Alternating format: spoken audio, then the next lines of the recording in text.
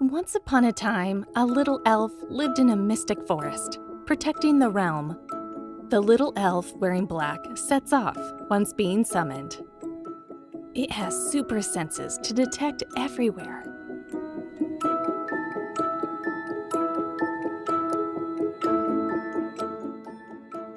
Its job is to hunt down and seize dirty monsters. Even for the monsters hiding in the dark, the little elf always finds and captures them.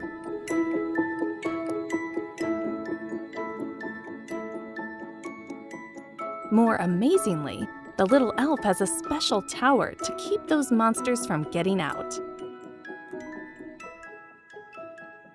And the little elf is very smart. It will never disturb the restricted areas outside of the forest.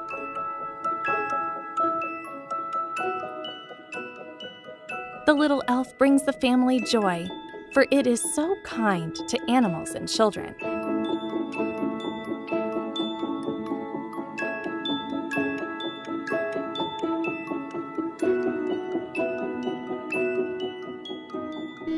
Does the letter L is?